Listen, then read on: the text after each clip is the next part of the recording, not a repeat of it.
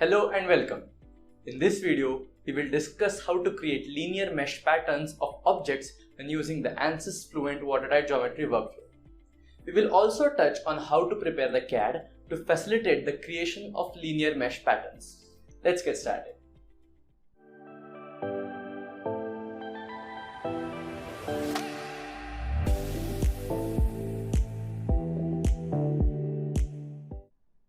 For certain applications, the geometries can often contain parts with repeating linear patterns such as the fins of a heat exchanger or the cells in a battery module. For such cases, the Add Linear Mesh Pattern task allows the user to create linear mesh patterns of the selected object without the necessity for including the patterns in the original CAD geometry.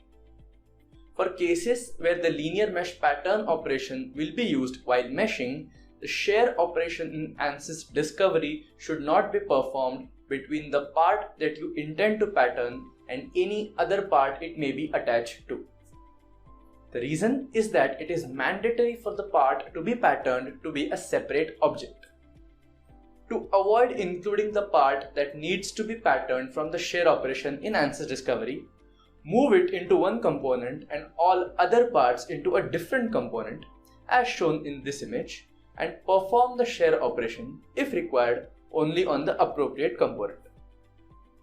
Once the linear mesh pattern operation is performed in the Watertight Geometry Workflow, a share topology operation is automatically added to the work. By performing the share topology operation in the Watertight Geometry Workflow, we can ensure that the original patterned part and its newly created copies are also properly connected with any adjoining parts. Now, let's look at the linear mesh pattern task with an example. Here is Ansys Fluent Meshing with the Watertight Geometry Workflow loaded. Leave the units to the default and select the CAD file as shown to import the geometry into the workflow. The geometry you see is representative of a finned tube heat exchanger with only one fin included in the design. We will use the linear mesh pattern feature to add as many fins as necessary. We will not add any local sizing tasks. Leave all the inputs to default in the Generate the Surface Mesh task and execute the task. Once the surface mesh has been generated, right-click on the Generate the Surface Mesh task to access its task-specific context menu and select Add Linear Mesh Pattern task from the Insert Next Task menu. Note that it is important to add the task here before executing the Describe Geometry task. In the Add Linear Mesh Pattern task, you first need to choose the part that you would like to pattern. Go ahead and pick Finned Tube HE fin. Next, you have the option to let Ansys Fluent automatically estimate the axis and pitch for the pattern. The default setting is pitch only. You can change this option to yes, which we will use for our demo to let Fluent estimate both axis and pitch, or change to no to avoid any automatic estimation. Note that this estimation takes place only once, either when the object is selected or when the option is changed. Next, for the axis direction, we want the fin to be patterned in the x direction. So, we will specify the x component as 1 and set the y and z components to 0. Next, we need to specify the pitch or displacement factor that defines the spacing between the components of the pattern. If you asked Fluent to estimate the pitch, you should see a calculated value entered in this box.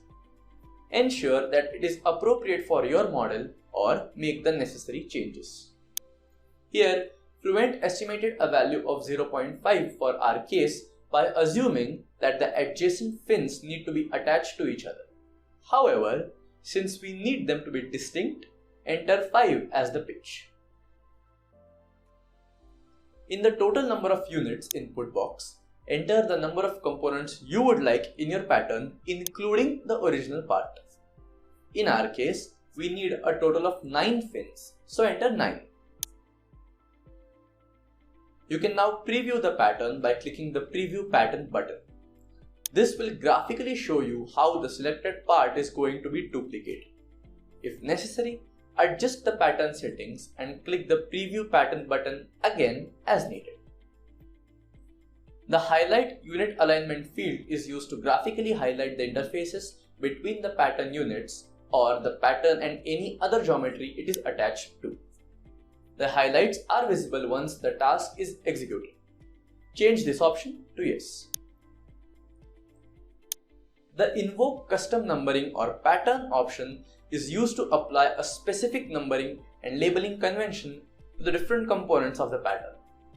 This option is extremely useful in battery models where repeated cells follow a specific naming process. It is also possible to create custom patterns using scripting by setting the Use Custom Pattern option to Yes. For more information on this option and the scripting commands, please refer to the user guide. In our case, we will leave this option to No. Once you are satisfied with the inputs, hit the Add Linear Mesh Pattern button. Ansys Fluent will now make linear patterns of the selected part based on these inputs.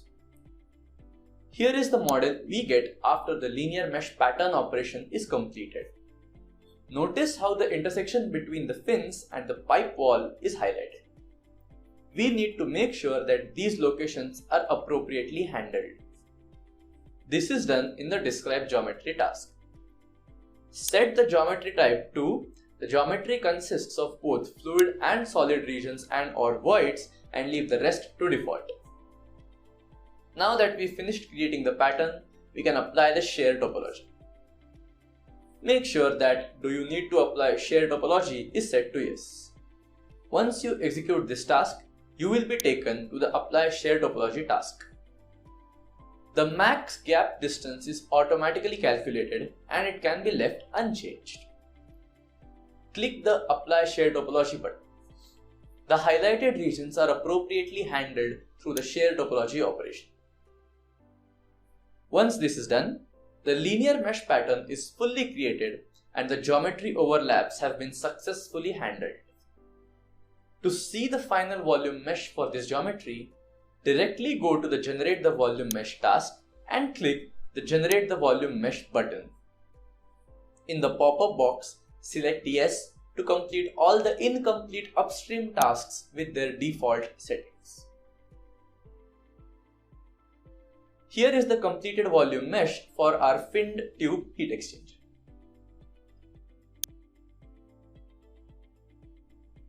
Let's quickly recap what we learned in this video.